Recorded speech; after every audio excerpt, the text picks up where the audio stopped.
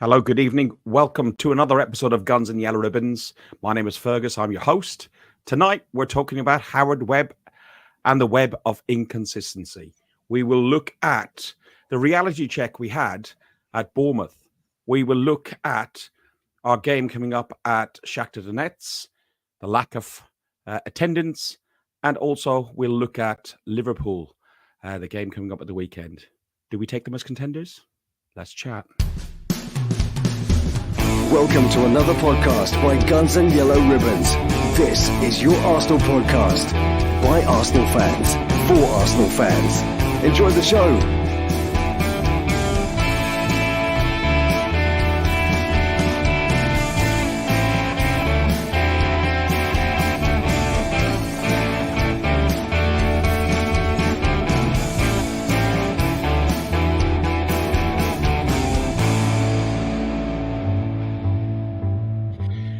Good evening, boys. Good evening, everybody in the chat already. We've got 60 of you already there and some in the chat. If you want to join the chat, please do jump over onto the new layout. You've gone for the new layout, Trev. He wants to punch me in the face. Do jump over onto YouTube and you can join in the chat. But if you don't and can't be asked, you can put your comments on Twitter and they will come across to us as well. Trevor, let's go back to that one just for now. How are you, mate? We had a few. Well, I was driving. I had a couple of beers, but how do you think I am? How do you think I am? I've got a raging ump, haven't I? Hey, I know. I thought it was Harry Hill sat in the stands at Bournemouth. It turns out it's Howard Webb. Howard Webb's an Harry Hill wannabe, isn't he? Oh man, I'm so fed up. Yeah, we didn't play well. Yeah, Bournemouth pressed well. Yeah, Bournemouth are an half decent side, but we were poor. And then on top of that, the refereeing decisions that you can't make head nor tail of. And then just to rub salt in the wounds, I've just been watching Sky TV with that, what's his name? What's that referee? Dermot Gallagher and the other two and him. They're all stood there like this, talking about it, all sincere, saying how right the decision was and can't understand what the problem was. And they looked at the angle of the ball and the speed the two players were running down to the 10th of a mile. So it was the right decision. Do me a favour, Sky TV. Do me a favour. You're taking people's money to make us listen to that crap. I'm done with it. I'm going to blow in a minute. Alex, it sounds like you might miss your flight because I know you got an early check-in tomorrow morning. Trevor's on full rant. We might be here till 10 o'clock tonight.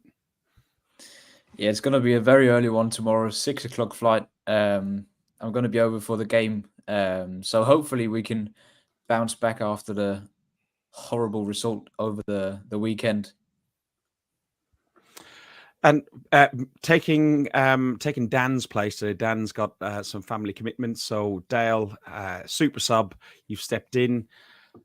You started off. Even I've literally got back from a week's holiday, and I've just finished work this second, just before we went live, and you were in my ears as I was typing my last email and going, "How good was Saturday? That was crap, wasn't it? Didn't enjoy it then." No, not at all, mate. Not at all. I like that super sub. I'm like the Leandro Trossard of the Arsenal world. So can I shake the Jamie O'Hara and Trossard instead? I prefer that, but. It was poor. I'm sure we'll touch on it in more detail, but I think we're going to have some different opinions tonight as well, which might be interesting. So, looking forward to this. Remember, get your comments in. We're going to chat. We are going to chat the Bournemouth game. We are going to talk about the controversial decisions. We will try and run through the game and look for some positives. Although it's difficult but let's get some reality and a reality check in. We're 8 games into the season. Yes, we've had 3 games. We were 10 men in, ole. But we've lost only 1 game this season. And it's not like, if you go on Twitter, it's like it's the end of the world. Arteta out. Our season is done. I've not seen that today. I'm not having that. I'm not having that. No. Okay. I have seen humorously Arteta out, but I have seen a lot of stuff on Facebook and social media of people that are saying how bad it is. That's it. I don't think we might. I have seen people come along saying we might as well call it a day, concentrate in the Champions League. The league's over. It's a bit excessive, don't you think, Trev? Look, right, the word bad can be used in different contexts. But I think that most people are not saying that the season is bad, but the team performance and I thought the team selection on Saturday was bad. And we were allowed to use bad in that context, you know. I couldn't understand why Mourinho came in next to Rice and Partey. I thought it would have been an ideal time to give one of the more forward players a go. I didn't think we needed 3 defensive midfielders, but we had our moments, but we just didn't look threatening in that final third, did we? You know, and fortunately, I was absolutely pie-eyed. You know, so at the end of the day, I was angry, and at least I'd had a few beers. But yeah, we just weren't at the game, on the ball at all, were we? And just before we move on, I'm drifting slightly, but it's something we've got to keep in our heads for later, right? When we talk about the referee on Saturday, I looked at that and I thought, well, you could make a reason for it being sending off. You could make a reason for it being a sending off against Saliba. But then when you see what went on yesterday in the Chelsea-Liverpool game, you're thinking, hang on a minute, that's exactly the same. And then I've got so-called experts, as I just said, so-called experts on Sky TV today telling me I don't know enough about the game to come up with a decision. I'm telling you what, there's either mass incompetency or there's loads of money changing hands all over this show. The games, I'm thinking to myself, 3 times we've had sending offs this season. The Saliba one, and then the Rice one, the same thing happened a few games later, and it kept happening, kicking balls away. And I'm thinking, I'm not watching football here. I'm not watching 11 players winning a game of football. I'm either watching money talk or I'm watching referees cheating. One of the two. I can't believe that it's incompetence. I cannot believe that human beings are this incompetent. But why you've got the idiots like Gallagher and then people that were on that television show with him today backing these referees, it's never going to change. It's never going to change. And it's not just us. Wolves have had it this weekend. Trust me, I'm going to finish in a second, Ferg. If Liverpool hadn't won that game yesterday, Liverpool fans would have been the victims today because that Chelsea player never got sent off. Trust me, Liverpool fans would have been pulling their hair out. It's a cheat. It's a horrible game. They got away with it because they won anyway. So they've taken the opportunity to have a right pop at me today on social media, which I can handle. Anyway, I'm shutting up. I'm not talking anymore during the whole podcast now. Alex, he's gone early. He's gone early. We will cover more or less everything that Trevor's talked about there, but let's look at the Bournemouth game first of all. Bournemouth 2, Arsenal 0. This was a bit of a reality check for Arsenal. But what do you think that we've learned from the performance? We'll touch in and out of the game, but let's just keep it a bit more fluid like that. I think we've gotten away a couple of times this season with silly, stupid mistakes against Leicester, against Southampton, and then we did it again this time, and we didn't get away with it. Trossard, lapse of concentration, and then the same from Saliba. Should have probably just let it go, and yeah, that put us in a really, really bad situation. And Bournemouth are a good team, and there's a lot of good teams in the Premier League. So yeah, we just can't afford to keep doing these mistakes, and we need to be more street smart and be more clever in all of the games. But also, on the other hand, as you said, like in the beginning, it's our first away loss in 2024. So, I mean, we've done so well this year, and as you said, it's the first loss of the season as well. We're 4 points behind Liverpool now, and we play them on the weekend. We could still be all right after the next weekend. So no drama yet. No need to say, oh, season's over. But yeah, it was kind of a reality check for us, I think, the Bournemouth game. Before we go, Kevin got his flag. It's all over social media as well, on various channels. Super Kev was honoured at Bournemouth. Dale, let's look at the lineups. There was changes in the lineup. There was no Saka or Odegaard due to injury. Sterling's on and Trossard starts. Martinelli's on the bench. The lineup was Raya, White, Saliba, Gabriel, Calafiori, Rice, Partey, Moreno, Sterling, Trossard, and Havertz. Seeing that lineup, how confident? How did you feel seeing that lineup ahead of the kickoff? Honestly, I thought we had more than enough to take the 3 points. I looked at that lineup and I thought, I don't see why we shouldn't win this game. Trev touched on something before with Mourinho playing as more of a. We've been told he's more of a holding midfielder.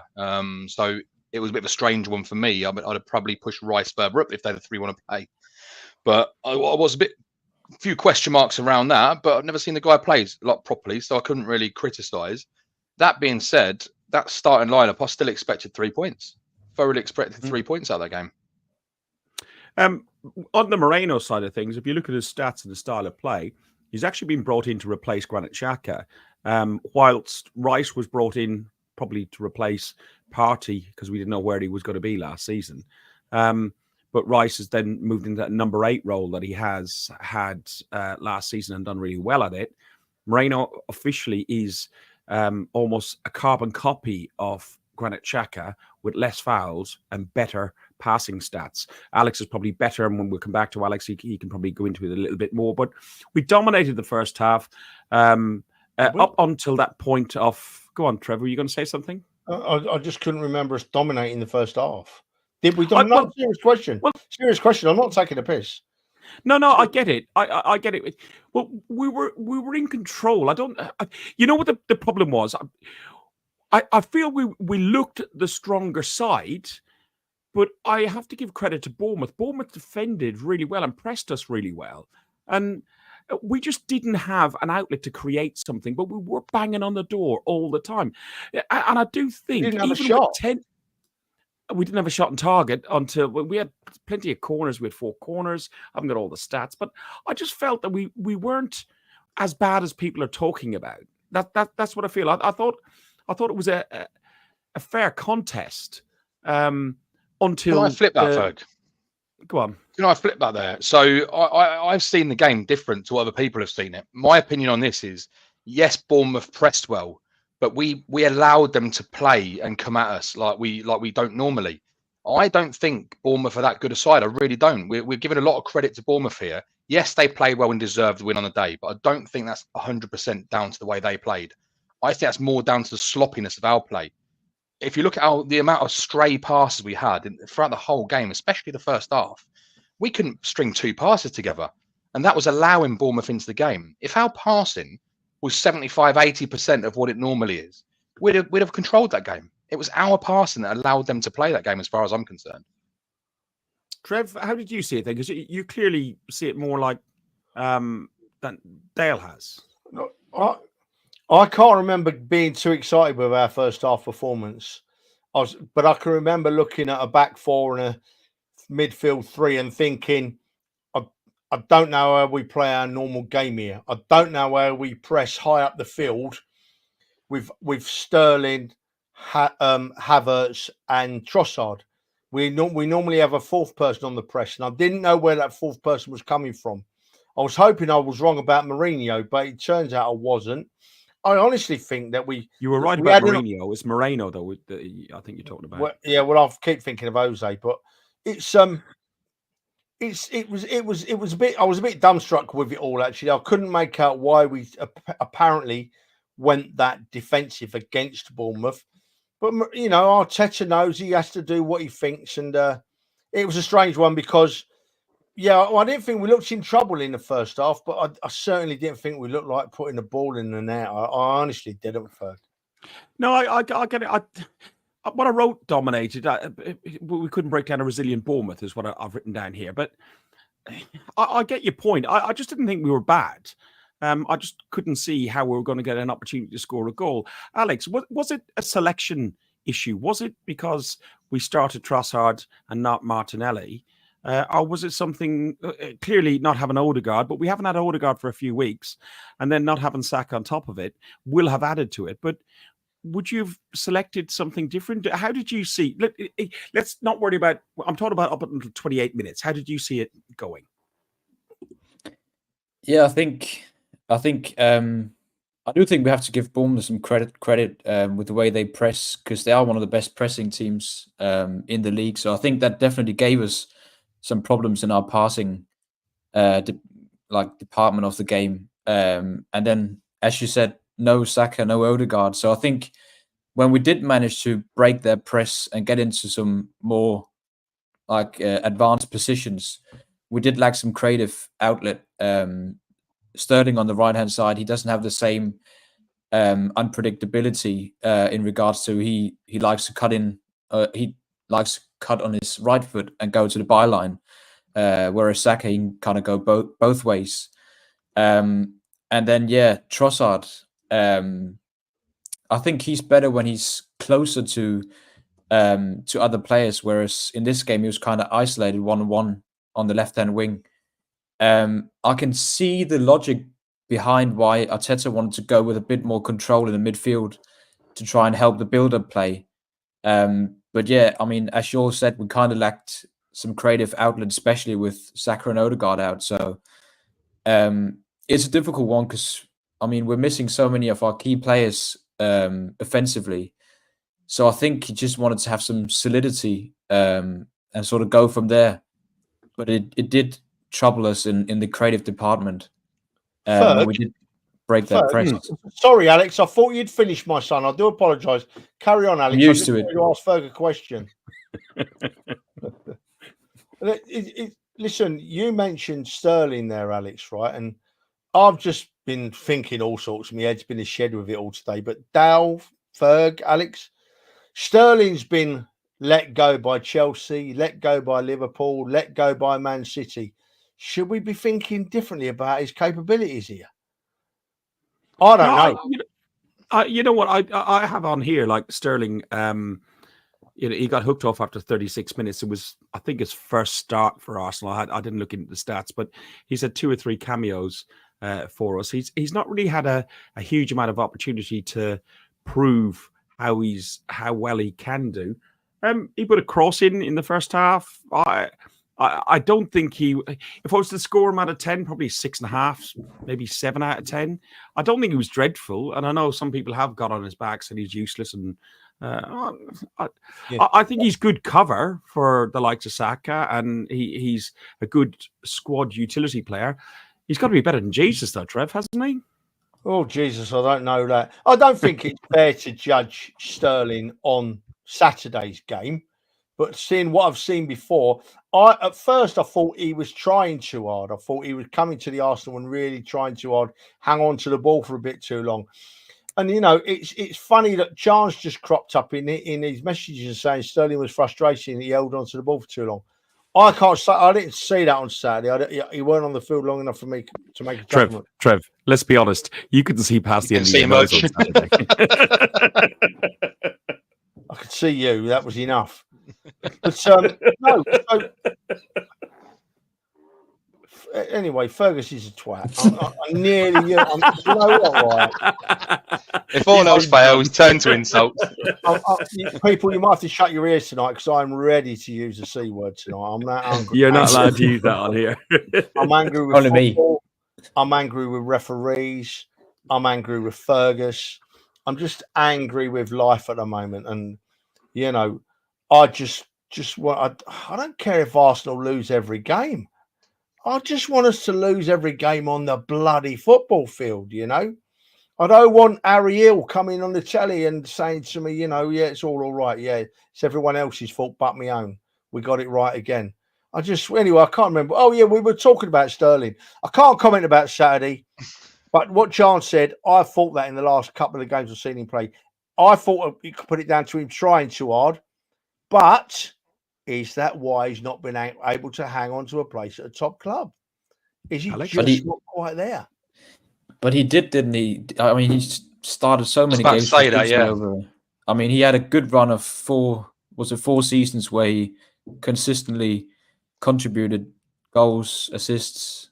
So I think he's proved himself like at a big team and over multiple years as well. I think he's just had a bit of a chaotic start to the season. Played with so many different players, played on the left, played on the right. Come in as a substitute, play 10, 15 minutes. I'm actually glad he's got to start a couple of games because that's probably what he needs to get into the rhythm and get into the relations with the players as well. Hopefully we can sort of do what we did with Havertz and sort of build or instill some confidence in him because he's clearly lost it at Chelsea. But I think it's too early to judge him. Let's get on to the other side of New Year's and let's see what kind of player we have on our hands, is my opinion. Listen, go on, Dale. What's your view on that? I was just going to say, I mean, I've got to disagree with Trev, like I say, what Alex said there. He was pivotal in Man City's first team. I know you don't, that's why I'm saying it. He was pivotal in Man City's first team for almost 5 consecutive seasons, scoring 92 goals in 200 odd appearances. So it's not that he can't hold down a first team place. Let's not forget, right? We brought him in as backup for Saka. We were all saying for a long time we needed backup for Saka, right? That if anything happens to Saka, we're screwed. We had Reece Nelson. Reece didn't convince anybody. There was a lot of sentiment there, being a Highland boy. But if we say it for what it is, Sterling was brought in as a backup for Saka. Saka was injured. Sterling played. As soon as Saka's back, Sterling isn't going to play again, not in that position. He might come on late in the game as a substitute. And it's a pretty risk-free transfer on our part. There's no obligation to buy.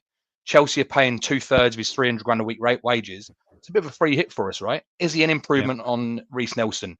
I'd say he is 100% through experience and through his ability. With that in mind, it's a good transfer for me. If you're going to bring a player in, he's got to replace a player and be better than the player who's going out.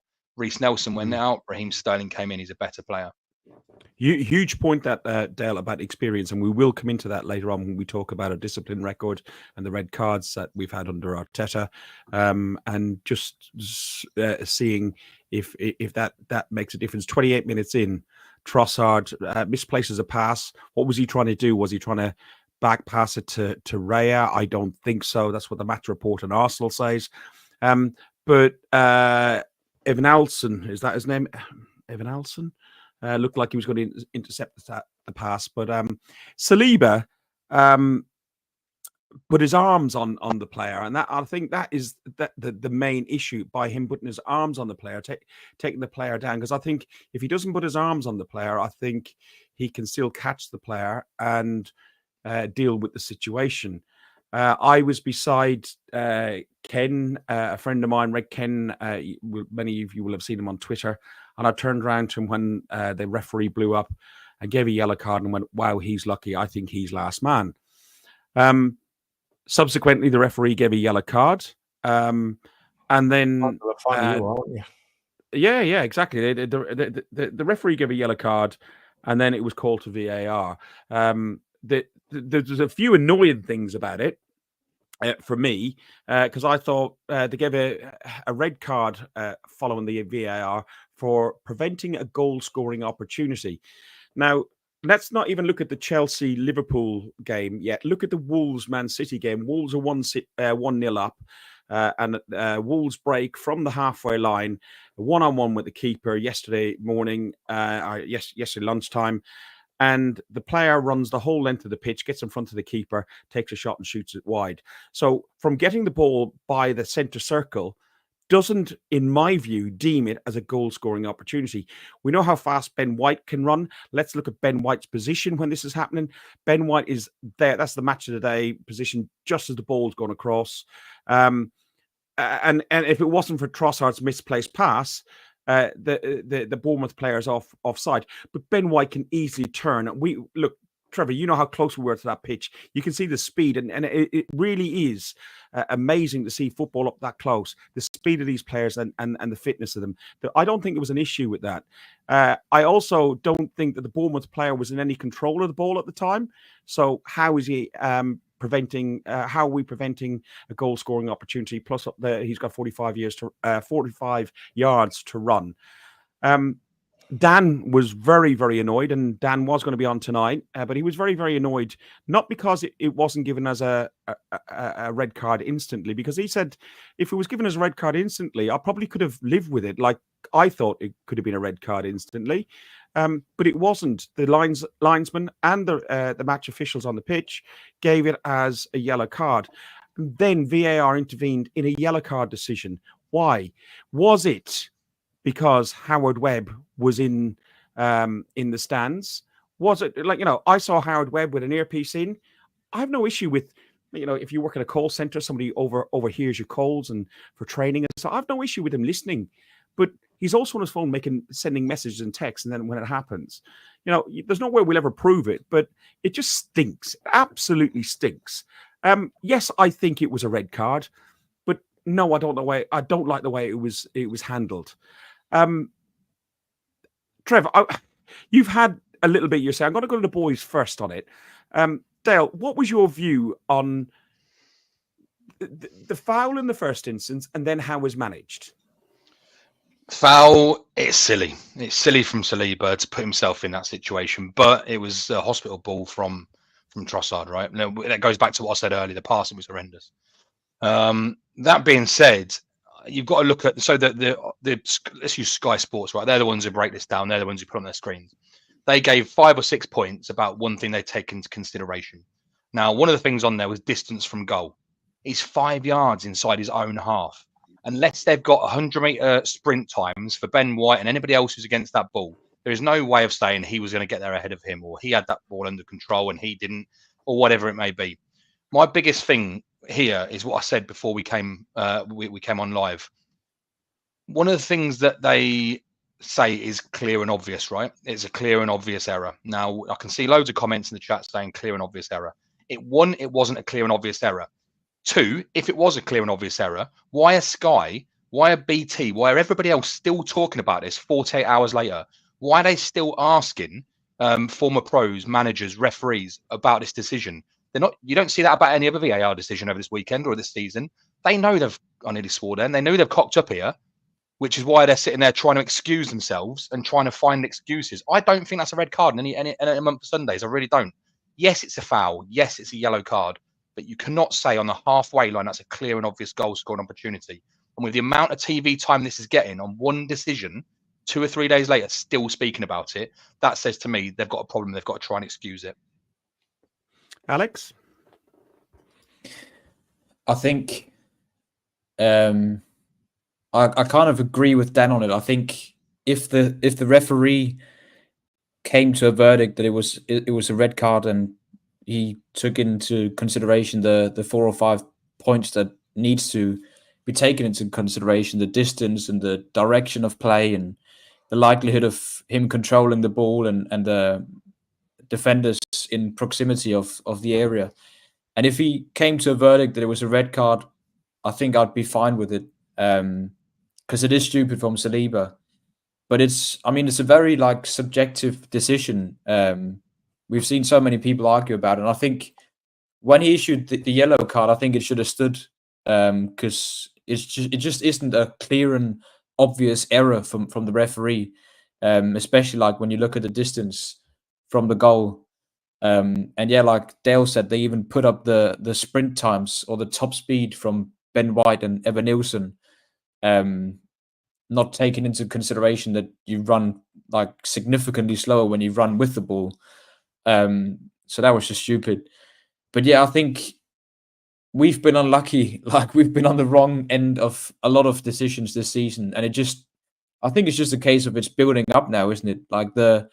All 3 of our sending offs, you could say, yeah, they should have been sent off. But you could also say, we've seen so many other instances this season where it just hasn't been a sending off, the double yellows with kicking the ball away. We see that all the time, and we've seen it so many times since where it hasn't been punished. And then this one, we saw it a day after in the Liverpool and Chelsea game. Very similar situation, even though it was a bit different, but very similar, different outcome. So, we say it again and again and again, but it comes down to the inconsistency in the decisions. You could say, yes, it's a yellow card. You could say it's a red card. It's subjective, and it's down to the referee to make the decision. But it just isn't a clear and obvious error. And I just don't think the VAR should have intervened with the referee's decision that he made on field, because I think it was a good decision. Just before we go to Trev on this one, because I know Trev's got quite a bit to say, but I keep seeing this phrase bounded around everywhere, right? By the letter of the law, right? By the letter of the law. At what point does common sense come into this? We're putting ourselves in these situations by making these silly tapping the ball away or kicking it away or whatever it may be. The question was put to us in the thing, which we'll come to in a minute, but have we got a disciplinary issue? We'll come on to that, I think. But that's way down. But yeah, we will be talking about it. Trevor, goals, penalty decisions, direct red card incidents, and mistaken identity. They are the 4 reasons why VAR can intervene. Of those 4 reasons, the only offence that they could use is denying a goal scoring opportunity to make it a direct red card incident. Alex doesn't feel, and Dan didn't feel, it should have gone. Let's remember they upped the threshold as well, like for intervening. Yeah. What's your thoughts, Trev? Look, right, you listen to these, you listen to Ariel, you listen to these expert ex-referees on the telly, and every week they're on there with their serious faces giving us a story. But if you listen to what they say in reference to each game they're talking about, they move the goalposts. Things change. Prime example with Ariel, right? He said that the VAR would not be intervening unless there was a clear and obvious error. He wanted to keep VAR out of the game unless the referee had made an obvious mistake. So that, right, he shot himself in the foot there, because that's not an obvious mistake. The referee has given a yellow card. Now, as I said just now, right, and Dan put a comment, it's gone now. We've got that many people watching. Thank you, everybody, for watching. Really appreciate it. Right. We shouldn't be talking about the actual incidents. We really shouldn't, right? We should be talking about the consistency of the refereeing. That is the key here, right? You could even go as far to say it is apparently one rule for one and one rule for others, right? And that is never going to stop while every Tom, Dick and Harry is kissing referees' arses, right? Which is what you see every week. And I honestly thought they were joking at one stage today when I first started watching that bit on Sky. I thought, they're on a wind-up here. They're joking. There's going to be a punchline coming at the end. But they weren't. And they expect us people, they go on Sky giving ex-players and they're experts in that, but they forget that us people out there watching the game, we're experts in our own right. I've been watching the game for 50-odd years. Fergus has been watching the game for 30-odd years. Dal and Alex, you watch games all the time. Alex, it's your job to watch games, right? And these people are telling me I don't know anything. I'm always wrong. Well, you're never always wrong. So I think we've got to look away from the actual incidents, because you could make a case for Saliba being a red card. You could make a case for Declan Rice being a red card. But you can also wonder then, why wasn't he given the following week in exactly the same situation? Oh, yeah, a player might have been a foot further from the ball, or a player might not have kicked the ball away quite so hard, or the angle might have been 40 degrees instead of 45 degrees, you know? Give me a break. What do they think we are? Honestly, what do they think we are? Right, when I was growing up watching football, we had some awful referees, right? A lot of them weighed about 20 or 30 stone, could hardly run. But they were working men and they refereed games at the weekend in Division 1, right? So you can absolutely, and they made mistakes. Trust me, they made plenty of mistakes. I've sat in a pub after a game for hours calling a referee all sorts of names. But in the back of my head, I'm thinking, he's just a bloke like me. He just works for a living during the week and he's a top referee at weekends. And so I could live with that. But I can't live with this at the minute. It can't be what the facts at the minute can't all line up. They can't all align. They can't be that incompetent that they expect us to believe this crap, right? They can't be that inconsistent that they can't get it right every week, right? And they can't think that we actually believe what they say to us. So what's going on? Something's not right somewhere. I need to pull, but we get quite a few people watch this podcast now, so I'm not going to go on air and put it in black and white what I really think, right? Because that would leave me wide open. But there's something not right in this game of football, and it ain't on the field. It ain't on the field. Alex, I've waffled again, son. And Fergus has gone again, Yeah. like he usually does. Yeah. You said a good point there, Trev. Like, I mean, you're right. I mean, these guys, they're paid. So some of these guys are paid to have an expert or professional opinion, right? But if a professional referees get it wrong on the pitch, they trying to tell me VAR get it right every time, or they only make one or two mistakes a season. It's nonsense. You're right in what you said. Between us on this podcast now, there's over 100 years of footballing experience, right? And just because we haven't played to a higher level, we know exactly what we're watching. We know exactly what the rules are. Because someone put in the chat before, the rules are still open to interpretation, right? So what one referee thinks is right, a different referee thinks is wrong, which was a classic case on Saturday. So the on-field referee and the linesman both thought that was a yellow card. The VAR said, actually, it's not. It's not. We think it's a red card. It was only when VAR interfered, in the back of on-field referee's head, he's got something there going, oh, they're asking me to go to the monitor. Normally, when someone's asked to go to the monitor, the decision's overturned. Do I have to stick with my overturned decision, etc., etc.? You're right in what you're saying. You're bang on. So, unless it's a Man City decision, I'm going to show the video clip that everyone's seen on Twitter, and I put it up on Twitter, and I already got my Twitter account blocked because I showed it. It's 4 seconds.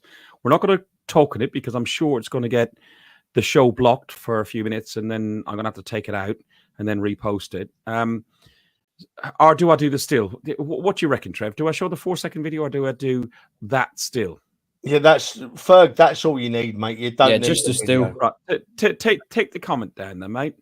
Sorry, I'm trying to find it. There you go. Yeah. Did you spit your dummy out with me again? Then no. People, remind me in the comments later. I got Ferg on the way to Bournemouth on the weekend. Oh, you did. Right. He was ready to stop the car and fight me. Right, I got to him. I'm writing it down. We'll talk about it in a bit. It was hilarious. Yeah. I want to hear about it. I bit. So we just to lighten the load a little bit for a minute, and then we will go back to consistency. So Trev got here for about 9 a.m. Went up to the local cafe. We had breakfast, nice breakfast, and everything else. Got in the car, went all the way around to Dan's place, picked Dan up, which is the opposite direction because we had to go towards Heathrow to pick up Kirk. And Trev's gone, I wouldn't have gone that way. I would have gone this way. So when you're not driving, Trev. And it was just like the usual co-pilot sort of, there was a tweet about they're bitching and fighting like an old married couple and everything else that Dan put up. So we got to around Rickmansworth on the M25, coming up towards the, I think it was Junction 17, 26-minute delay on a Saturday morning. And you think it should be no traffic whatsoever. And he points, says nothing. That was the key. He says nothing, just points and goes, and I went, like that. I nearly bit his finger off. Honestly, I've been so good. He'd been poking and poking and poking at me the whole time. I didn't bite at all. And he just went, and I just honestly, it was absolutely classic. Absolutely classic. Back to consistency, because I was consistently avoiding Trevor most of the time until that moment. But here we go. Dan was sat in the back of the car, right, and I could see him in the mirror. And I honestly, he must have been laughing his head off. I honestly, he nearly had to change his bag. So let's look at this still rather than the 4 second video. We got Tossin gets a yellow card. Say this one. What's his name? What's his name? You're on deep waters here.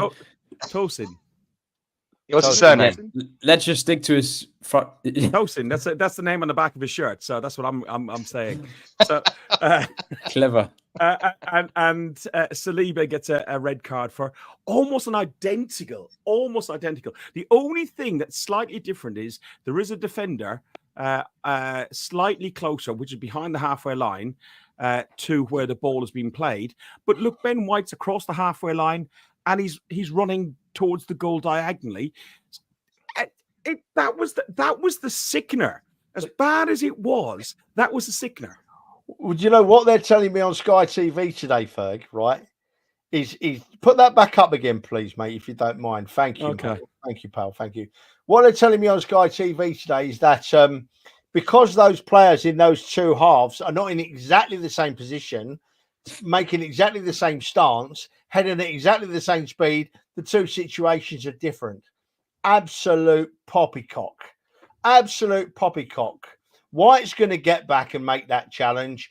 And it wouldn't surprise me if the Chelsea player's not going to get back and make his challenge. They're exactly the same. Neither of them should have been intervened by VAR. That's the consistency. Neither of them should have been intervened by VAR. One was, one wasn't.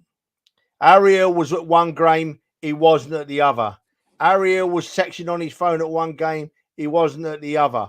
Right? That is the difference. That is the only difference between them two situations. There was no VAR intervention required. It was not a clear and obvious error. Oh, I'm going to bubble over in a minute. I've got to use a C word. Poor Trev. He can't take all this, but I think, I mean, we were talking about how do we fix this, or what's the fix to this? Because, I mean, we want VAR involved in some way or in some form of the game, to get rid of these like howlers, and for offside as well. Hopefully we'll get the semi-automatic soon. But I think it would help if we had like some more transparency. I know in the Danish league, every week they interview some of the referees and they make them go over the VAR interventions and they make them go over key decisions. Could you imagine like the two referees from the same, like from the Liverpool game and our game, going over those two decisions and like coming to a conclusion that it's two different outcomes? It's quite funny you asked that, because I asked some guys on some of the WhatsApp groups for some questions, and I asked them to send them to me directly rather than sending in the group so I could get them. And Oz on one of the groups said, should referees be put in front of the media after games? Surely this would hold them accountable in a live time explanation for their actions. Managers are put in that situation. Declan Rice was put in that situation. Arteta, Areola, and all after that game were put in that situation. Why shouldn't Jones been put in that situation? I don't think it's unfair. I don't think it is. They're all the media enough trained, aren't they? Just give them some media training, and they'll come out with some absolute poppycock. But at least they might say something on the spot. I don't know. Where are we here? Hang on a minute. Lee's made a comment here, right? And it's an interesting point, right? The defender was much closer in the Chelsea game. There's a world of difference. Yeah, Lee, of course, the defender was much closer, and it looks much different on the pictures. The Chelsea defender's much closer to the ball. But when you look at the situations, not where the players are, the situations, White's going to catch up, and so is the Chelsea defender. And looking at it from that perspective, there's absolutely no difference. Both the attackers are going to get caught or get very close to being caught. So therefore, it's not a clear goal scoring opportunity. And by the way, Ferg, that man gunning is fishing. Look, he's fishing. Don't bite, Ferg.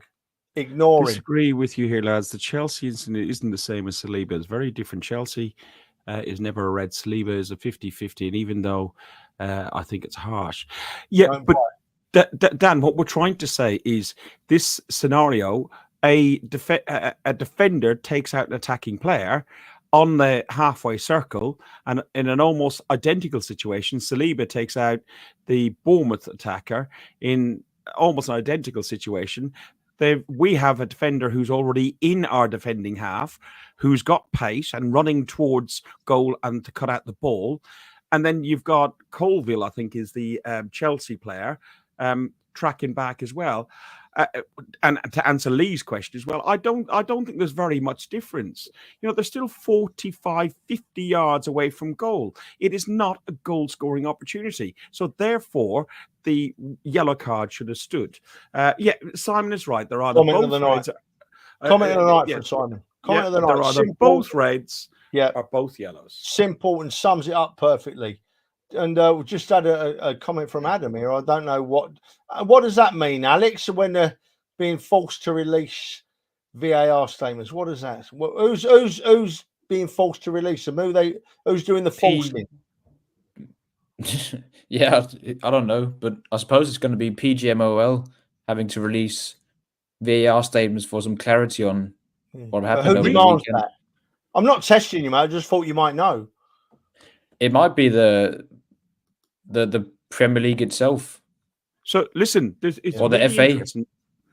Will, one of our friends in one of the groups, who's a listener and watcher of the podcast, shared a couple of questions with me, and the one he said was a really interesting debate, and this could just go like completely nuts. But do you think that the Premier League should consider ditching the PGMOL and then bringing in their own referees and having their own in-house referees and managing the whole situation? Remember, the Premier League pulled away from the FA and set up their own league.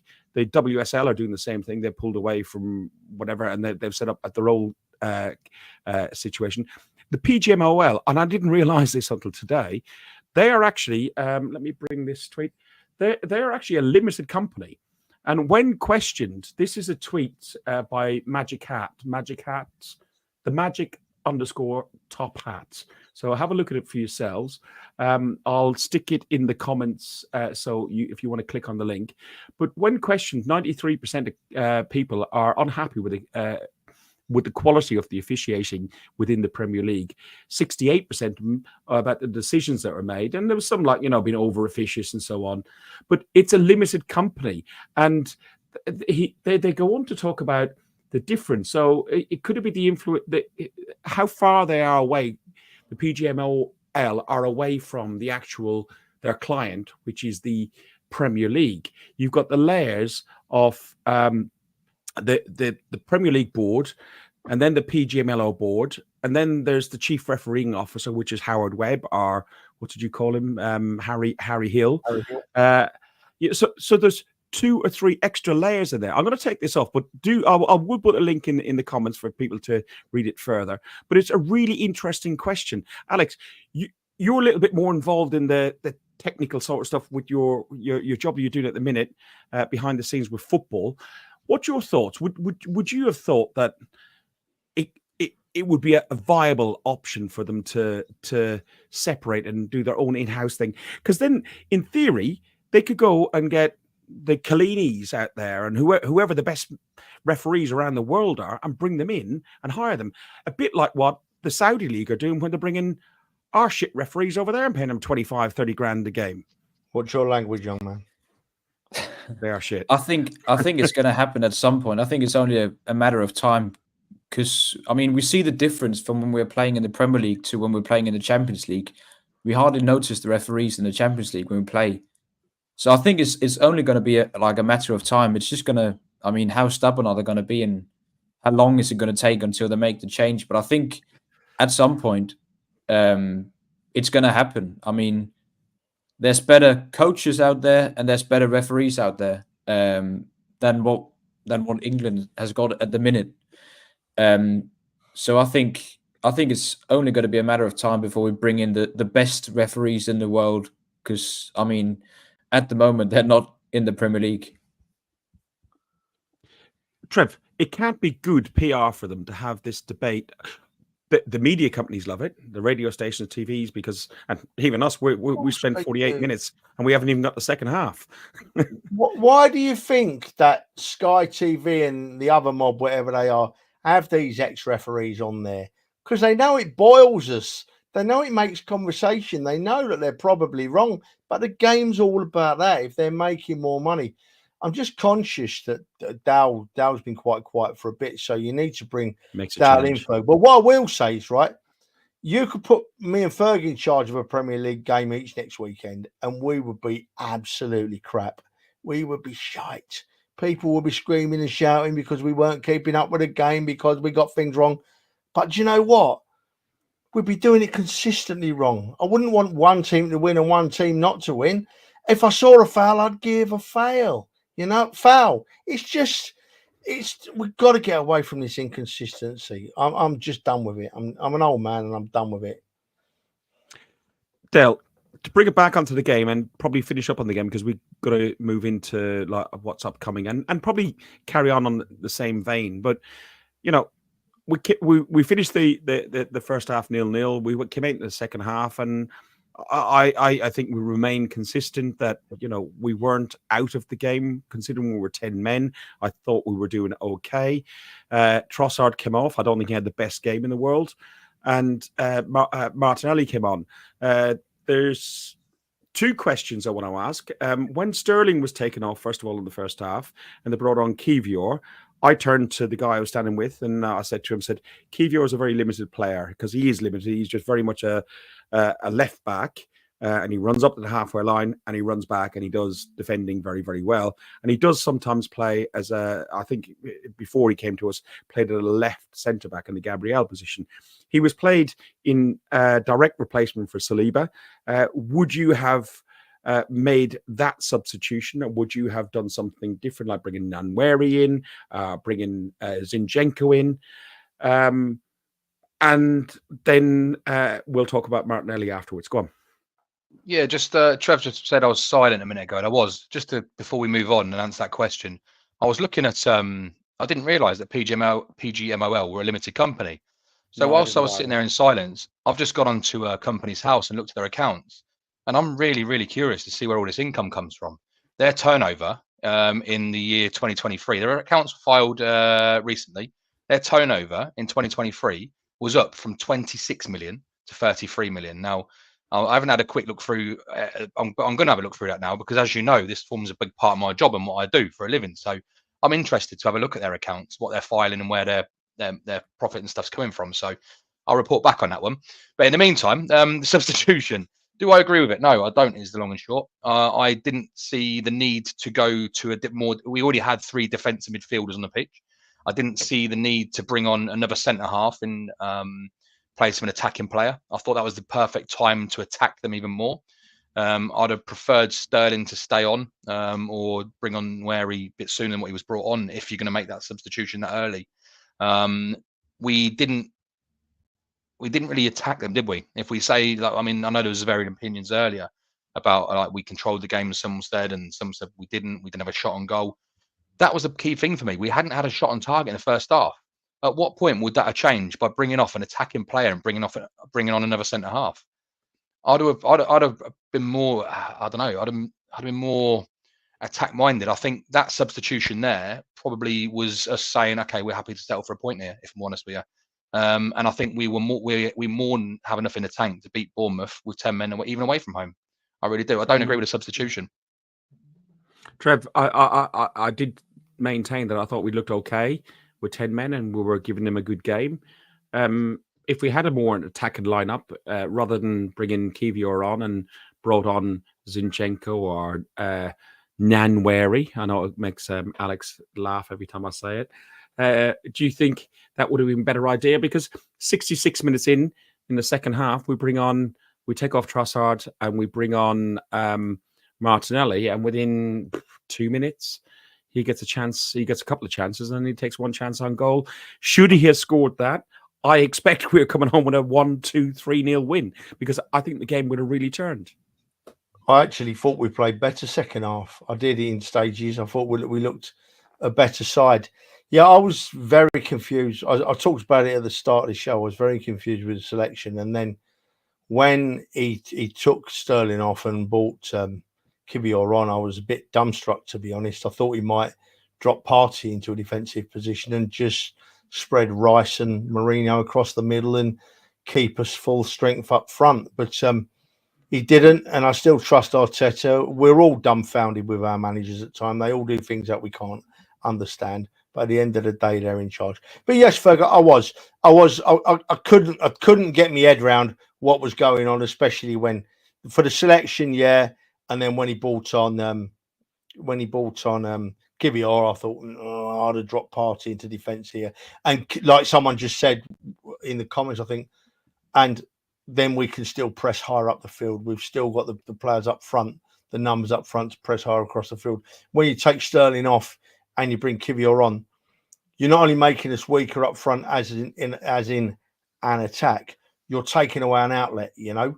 when we're defending, when Bournemouth are pressing up on us, and we need an outlet, because you often do when you're being pressed and you've got the ball deep, you often need an outlet.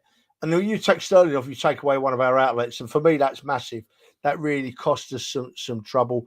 And I do think that the game was screaming out.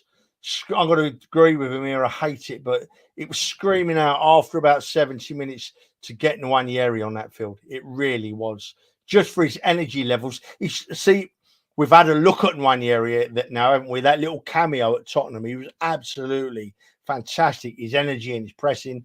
So, yeah, I'd have had Nwaneri on the field a bit earlier, and I wouldn't have brought Kivior on. I'd have pushed Partey into a defensive role. Interesting that your Hente has picked you up on your comment, Del, and we will go in and look into it a little bit further and see how we go from there. Alex, Sean Cooper done a Jochen, is it?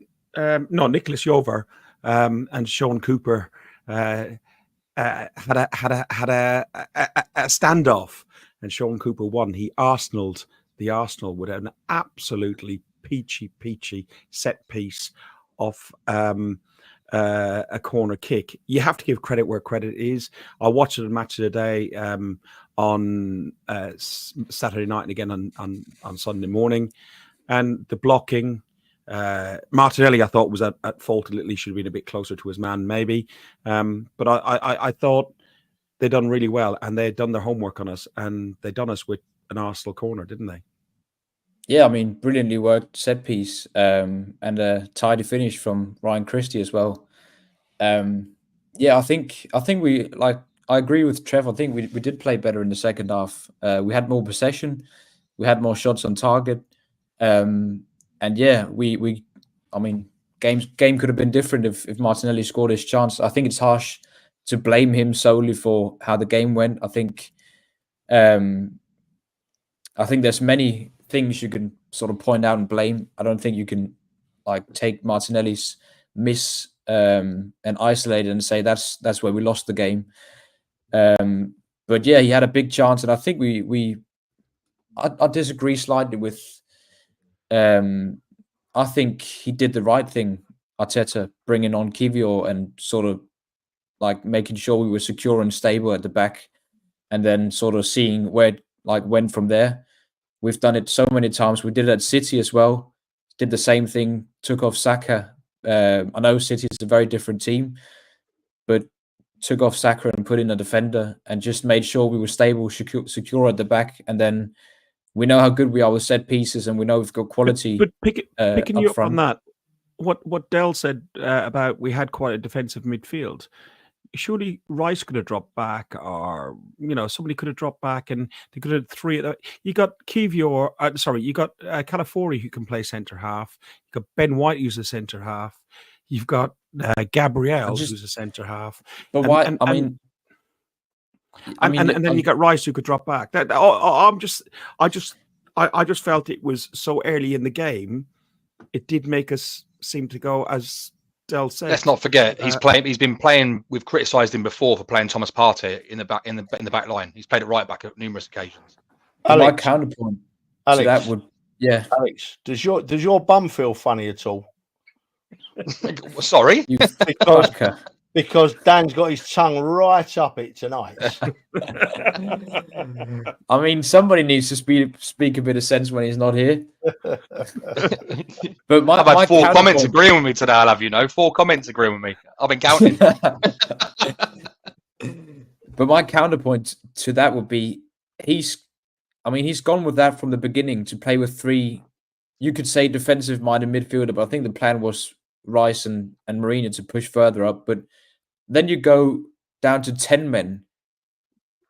Then you're down to 3 defenders. Why wouldn't you bring on another defender and he's obviously gone for a more pragmatic approach from the beginning.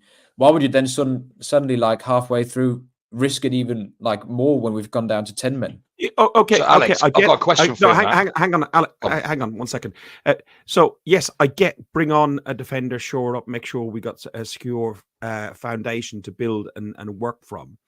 But why bring on a left-sided centre-back who plays traditionally at left-back for us and place him at right centre-back? Surely you could push Ben White into that position, which is his natural position he played for at Brighton, and then Partey can drop right back, or any, if that's what you need. There could have been many more combinations. And I'm not, please don't get this as me having a go at Kivior. It's more a question of Arteta's tactics, our player selection. There could be many more. Well, I'm not having a go at Kivior, but Kivior was at fault for the penalty, which we know about, but we're not going to hang him out to dry. But and it's probably at fault for that penalty because he's not in the position that he's comfortable with. He's on the wrong side of his preferred body. I get that sentiment. I think that's probably just down to the options. I mean, the only other defender we had on the bench was Zinchenko, wasn't it? So I think we'd all prefer Kivior over Zinchenko, but I just like the main point for me is he's gone pragmatic from the beginning of the game. Why would he risk it more after going down to 10 men? You sort of answered your own question earlier, Alex, in that you said, sorry, Ferg, now you know how I felt last week, mate. Yeah. But when you said that, I was pissed at the balcony though. That was different. You said earlier, Alex, that Bournemouth are a good press inside. They press up the field, yeah, and they are. Most teams in the Premier League can press really well at times, but the way you beat that press is you have players finding space and giving them an outlet, right? And I would have thought that Arteta did go in very defensive minded. I can't say that long word you use, but when he's very defensive minded. But at the stage of the game, so we're half an hour into the game, and Saliba gets sent off. By that time, I'm looking at the game thinking we don't need this defensive setup. With 10 men, it's more important that we keep an outlet when we've got an option on the field to drop in the defence. Mate, we can all be right, we can all be wrong. We're just talking and clutching at straws, really. But we're all entitled to different opinions, and we see the game in different ways. Dale, I know you wanted to ask me something. Yeah, just a quick question on the substitution, right? So at that point there, right, we've already established that we weren't very good in front of goal. We hadn't had a shot on goal. We're struggling with the creativity. Are we saying by him bringing Kivior off and an attacking player on at that point there, do you think Arteta had in mind it was now a do not lose this game rather than go out and win the game? Because that substitution suggests that was the case. I think that's the first main point he wanted to make sure. First of all, we don't lose the game, and then let's see in half an hour, after 60 minutes, 70 minutes, let's see where we are, and then let's see what we can do from there with the players we've got off the bench. I agree with you. I think Nwaneri should have been brought on earlier than he did because he looked really, really bright when he came on. And I mean, it was just too late when he came on, wasn't it? So I think that's probably my main one with Arteta in that game. I would have liked to see Nwaneri in a bit before than he was, because it was a bit too late when he came on, and he did really look bright, and he gave us a bit more creative outlet when he came on the pitch.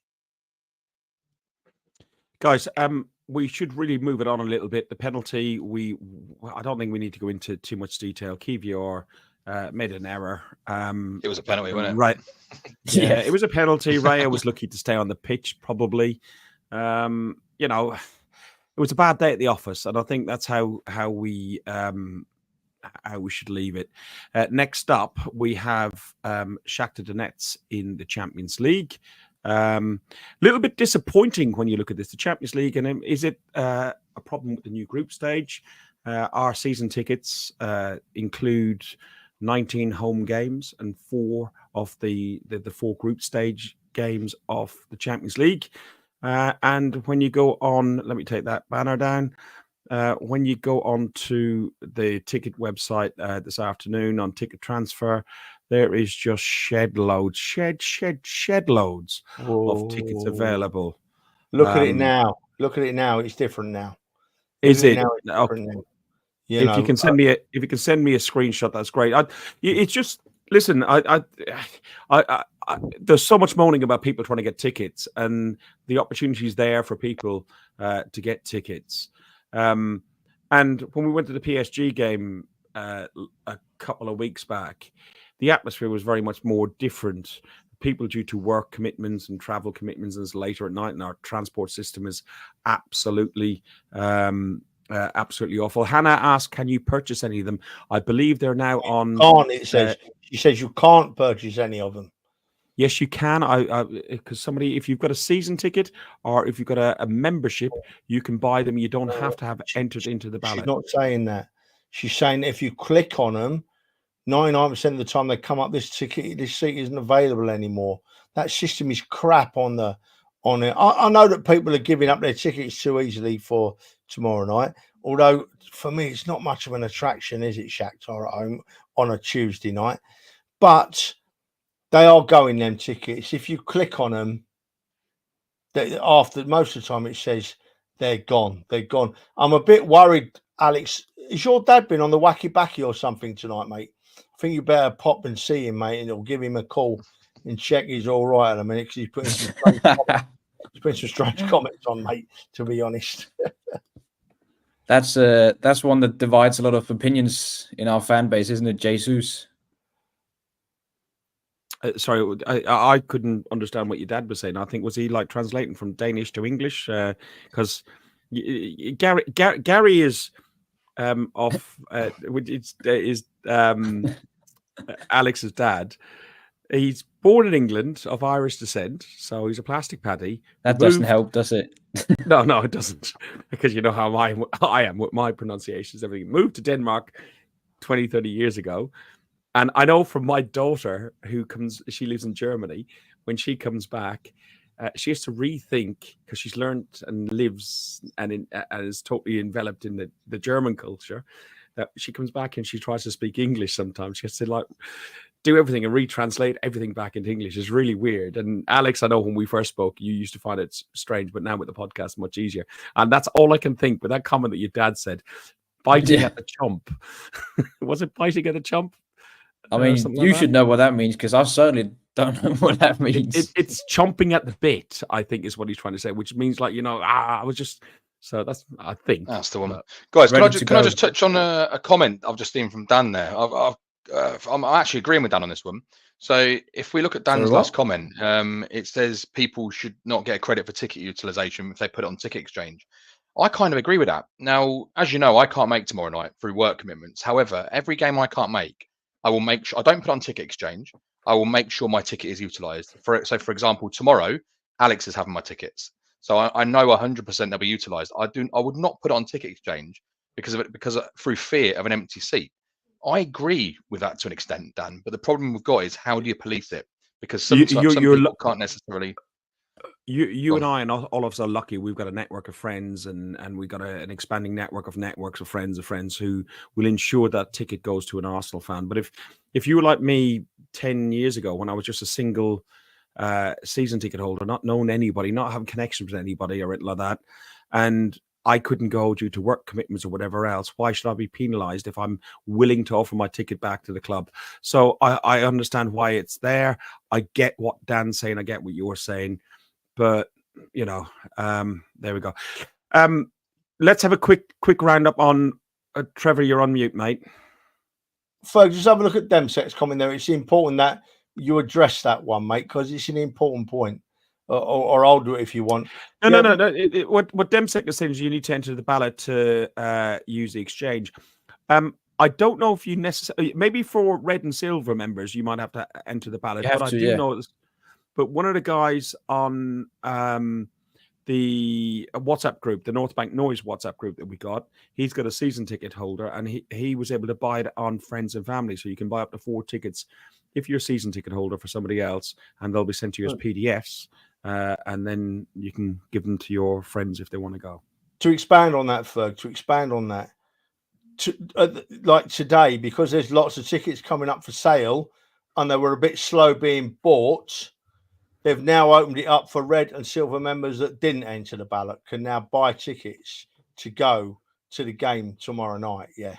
That's a good thing. I like when they do that. Is that not too late, though? Is that not too late? Because I get why they've done it, but people who have seen their friends over the weekend, they've had these conversations, maybe tried to get a ticket Friday or Saturday, couldn't do it, so may have given up and made alternative plans. I think I like the idea of that, but what they should do is have a a time limit. So, for example, a few days before the game, then it opens up. I think what they're trying to stop is the touts picking them up, basically. Because if a tout's got 10 red memberships and he's able to buy 4 on friends and family, all of a sudden he's selling them at 2. They're like, in where we are, I think the tickets are 25, 30 quid. It's a Cat C or Cat B game. No, That's I think Cat B, it's 40, it should be Cat B. It should be Cat C, but it's 44 Cat quid B. in our section, they are. 40 quid for North Bank Lower. So, there's loads of comments coming in now, so it's really important that we get this clear for people that might wanting to be picking up a ticket. Any red or silver member now, regardless of whether you entered the ballot or you didn't enter the ballot, as long as you bought your membership after the 24th of August, because they want to stop Shakhtar fans buying them in the home end, any red or silver membership can buy tickets now on the ticket exchange. You don't have had to have entered the ballot. As for not getting a credit if you don't go to evening games, that's coming from Dan, who lives, within half an hour's trip of the ground. Someone like myself, who's 3.5 hours away, I would have a different view on that. But we've put that one to bed before. Yeah. Jeff's just made a good point. Jeff's just touched on the point, saying what I just mentioned a minute ago. That they've opened it up today. But for someone who lives in Scotland, for example, who would love to come to a game, who would probably snap that ticket up in a heartbeat, doesn't have the time to sort it out, but also the cost. You look at trains a week before, it's half the price. You look at them today, that'll be 150 quid train, and he probably won't be able to get back either. Right, lads, need to keep control of this a little bit. God, look how long we've been going. Jesus. Yeah, I know. Shakhtar Donetsk. I'm expecting a victory. I'm expecting probably 2-0. Trev? Who knows with the way we're playing this season? But we know the one stone cold fact tomorrow is that we should end up with 11 men on the field because the PGMOL ain't involved. We need to win our own games in Europe. I'll agree with you, Ferg. I'll go 2-0. Alex? Yeah, I think the boys will be willing to bounce back from a disappointing result against Bournemouth. So I think they'll be ready to go and score a lot of goals. I think I'm going to go with 3-0. Okay, and finally, Del. I'm matching Alex on this one. I'm going 3-0 as well. I think there's a point to prove, and they're going to want to bounce back ahead of the Liverpool game on Sunday. So 3-0. Yeah. I'm just hoping Ray has a better game. I thought he was, it wasn't at his finest against Bournemouth. As I said, 2-0. I'll take that. We need to win our home games. And if you are there, get in there early. I think there's cheap beers up to an hour beforehand. We will be around Block 5. We're willing to sing. We're willing to get the atmosphere going. But if PSG's anything to go by, enjoy your conversation. Please just get involved. Trevor. Ferg, before you press that button. I'm not pressing it yet. I've got another topic. We've got 440 thank yous to dish out right at this very moment in time, mate. I'm blown away. Yeah. Blown away. We are gathering nearly 500 an episode now at the moment, especially on these Monday nights. Less so on your show, but like on which is the. This is when we do my show. Where is it ever going to be my show? It was your idea. It was your idea. You were the host last week. With your posse now. Trev, did you or did you not say last week, Trev? You said on Thursday when you thought nobody could do it, you said I'll give the PG version. You said sod it, I'm doing it on my own regardless. Absolutely. Does that not make it your show? Well, the actual thing is, right, if I'd have done it on my own, we wouldn't have had to listen to Fergus for 99% of it. So I've been at 2 hours of happy hour down on the beachfront in Calpe, and it was lovely. Listen, Sunday we have no Saliba. We got Liverpool. The final question is, do we consider Liverpool Football Club title contenders? Alex. Oh, it's a tricky one because I think we all thought from the beginning of the season they're going to take some time to adjust to their new manager. And it's going to be a season where they'll be fighting for the Champions League spots. But they've started off really, really well. And they sort of had their first big test against Chelsea this weekend. And like they've done many times this season, they didn't really impress with the way they played, but they somehow still managed to scrape a result. So I think... they're gathering momentum. I have full confidence that we're going to beat them at our ground this weekend. I think we'll win, but I think for me, it's a team where maybe I underestimated them a little bit because of the new manager coming in. I think it would have taken more time for them to adjust, but it seems like they've adjusted really quickly to the way he plays. And that's maybe silly of me because they've still got some world-class players in Mohamed Salah and Virgil van Dijk. I think in the long run, we've still got more, and I think City's got more than Liverpool. But yeah, I mean, they've surprised me. That's all I'm going to say. They've surprised me in the beginning of the season. Trevor, I thought the transition from Klopp to Slot would have taken a little bit longer. They have had an easy run in. The first, as Alex and some people in the comments have said, the first real game was against Chelsea. And I thought Chelsea have improved a lot as well, but I thought they almost nearly cancelled each other out yesterday. I did. But they do look good. If they get a bit of luck, and they can turn up those speakers a bit louder, could they push for the title? Yeah, much as Alex just said, I didn't give them much hope at the start of the season for exactly the same reasons as Alex said. New manager, no signings. But yeah, of course they're in with a chance. They're right up there now. They're playing well. Salah has been like a new signing again. Their drop off towards the end of last season coincided with Salah packing it in. I don't know, my thoughts are that he probably had a fallout with Klopp or something because Salah wasn't really playing at all. Salah's been on fire this season. Liverpool are a better team for it. So, of course, they're in with a shout. Absolutely with a shout. And do you know what? Last week's performance at Bournemouth worries me a bit. Because if another performance like that and we're getting turned over at home, absolutely no doubts about it. We're getting turned over at home if we put in a performance like we did on Saturday. But we're the Arsenal, so I'm sure we won't. And I'm sure that we'll put up a good show. And I fancy us to beat Liverpool, but then I fancy us to beat everyone every week. But of course, Liverpool are in with a chance of winning the title, much like any of the top 4 or 5 are. Del, briefly. Yeah, I don't see how they can't be a title contender based on the fact they're top of the league after 8 games. Yes, there's some good points in the chat there that they've not really played anybody. Take away Chelsea, they've not played anybody in the top 10. I mean, you can put Forest in there, but I don't think Forest are a top 10 side. So it'll be interesting to see how they go against the bigger run of games. I think Dan's just hit the nail on the head. I don't think their midfield's good enough. I think squad versus squad, I think they're top 4. And I still think the top 4 in whatever order will be Arsenal, City, Liverpool, Chelsea. That's why I'll see it again in this season. Okay. But if we are to get that top spot, discipline has got to be an issue. Since Arteta was appointed in 2019, Arsenal have had 18 red cards. Granted that I believe where we are, we've had 3 this season, none last season. And the season before we had 2, so that's 15 in the first 2 seasons where Granit Xhaka was picking them up like Pokemon. And David Luiz. And David Luiz. So a brief question again, and it's probably one that we can expand on another podcast. Do we have a discipline issue? I believe that Arteta, we did have one. I think Arteta's got hold of it. And you talked about experience earlier about Sterling very early on, Del.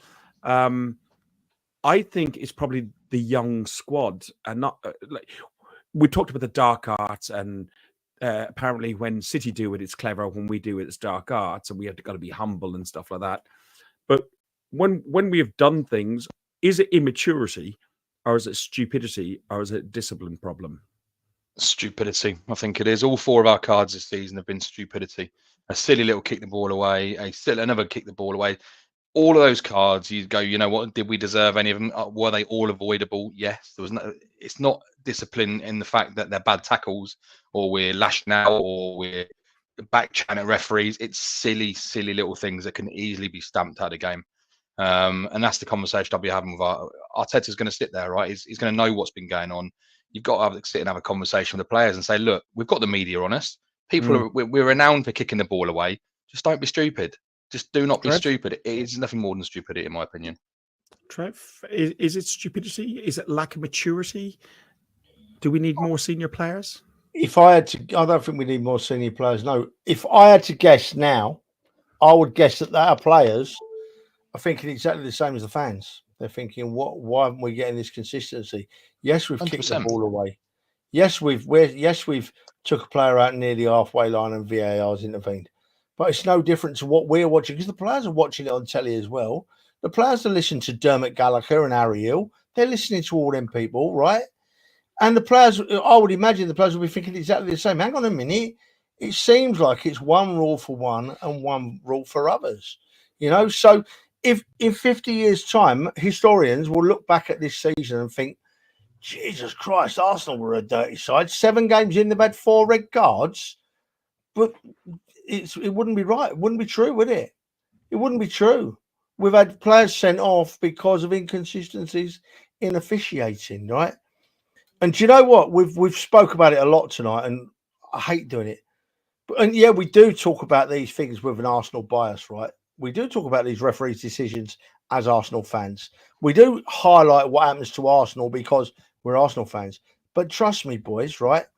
This issue with officiating, right, and the consistency, complacency, and whatever else you might want to call it, that issue is bigger than Arsenal Football Club. That issue is football in the Premier League, full stop. And it needs addressing because we can't go on like it, People will take the mickey out of us on social media. Fans do that. They banter. One club does this, one club does that. They all banter and have a go at each other. But it'll happen to all of them this season, and they'll be feeling the same as we do now at different times. Just seems to happen to us more, doesn't it, eh? Alex, we need to do something because the VAR referee against Bournemouth is our referee on Sunday, so against Liverpool. So, blimey. Yeah, I mean, I agree with what the boys have said. Like, I think in the beginning when Arteta took over, we probably had a disciplinary issue. Like, you'd be worried in some of the games that some of the players would lose their head fully. I'm not sat with the same worry at the games now. It's been stupid little mistakes, as Dale has said, kicking the ball away, small little things. We just need to cut it out of our game and we'll be fine. And yeah, I mean, like Trev said, the players are probably fuming like we are with the consistency of the referees. So yeah, like, to answer the question, I think we don't have a disciplinary issue.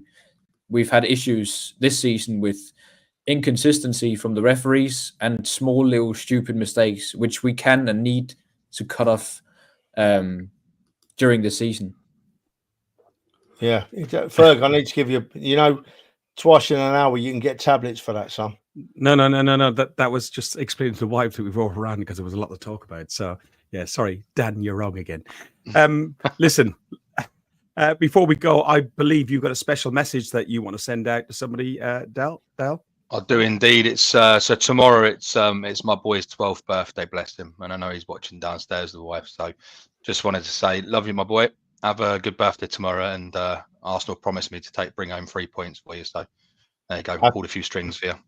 Happy birthday, mate, from all of us. Have a great day. And before we came on here, mate, your dad was saying that next time he goes to Arsenal, he's going to buy you loads of stuff from the Arsenal shop. So make sure he doesn't let you down, okay?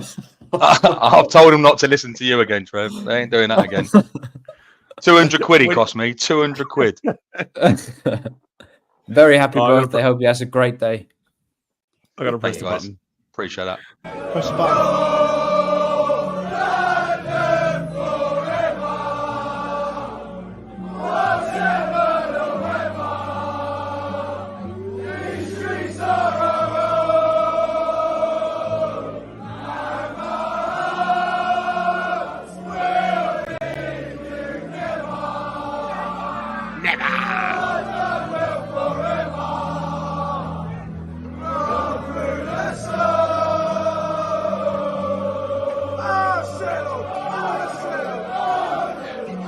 Before we go, Del, got to tell us what your boy's name is. Just wait till it comes out. What's your boy's name? It's Oliver. Oliver. He's 12 tomorrow. Yeah, there you go. Heath's got it. Oliver, look. Heath's got the comment right. Home and away kits. All done. I think Oliver has got a state of a claim that you're still wearing the same Arsenal football hoodie that you bought for Oliver's birthday when Trevor mentioned it the last time. I did buy him one of these, to be fair. Yeah, he's outgrown it.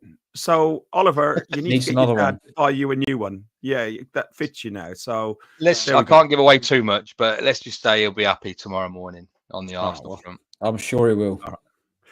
Listen, He's got a picture of me. We had tats out. Not that when you went on the WhatsApp group going, oh, look at this gunning. Guys, 460 people watching across all platforms. Quite a lot of you on Twitter. We'd really appreciate if you went over and just click like and subscribe and click the bell on YouTube. We will always transmit on Twitter as well, but we'd love to get a few more followers on the YouTube channel. It just helps us to do a few more bits and pieces and maybe get a couple of quid in to cover the costs of just running the site more than anything else. Many of these sites, including StreamYard, have increased their costs considerably. I was paying $10 a month for this particular site, not excluding all the other bits and pieces, and now they've just upped it recently since this month to almost $50 a month. So we'd love if you could help us and support us. Go across from there. We're not asking to millionaires, we're just asking to cover our costs. So thank you very much, everybody. Thank you, Trevor. Thank you, Alex. I'll see you tomorrow, and the hotel rooms are sorted. I've changed the room after Trevor. Oh, Jesus. Best and cheapest hotel in London. And Dale, we'll see you. I'll see you Sunday. Yeah. Up the Arsenal. Fuck the Spurs. Good night. Thanks for listening to Guns and Yellow Ribbons, an Arsenal podcast by Arsenal fans for Arsenal fans. Follow us on Facebook at Guns and Yellow Ribbons or Twitter at Guns and Ribbons. And remember to rate and review us too. Up the Arsenal.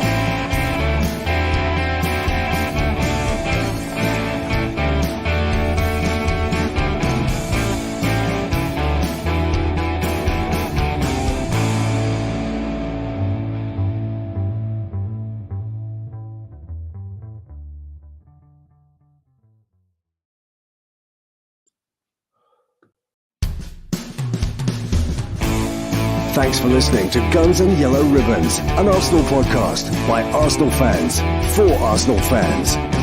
Follow us on Facebook at Guns and Yellow Ribbons or Twitter at Guns and Ribbons. And remember to rate and review us too. Up the Arsenal.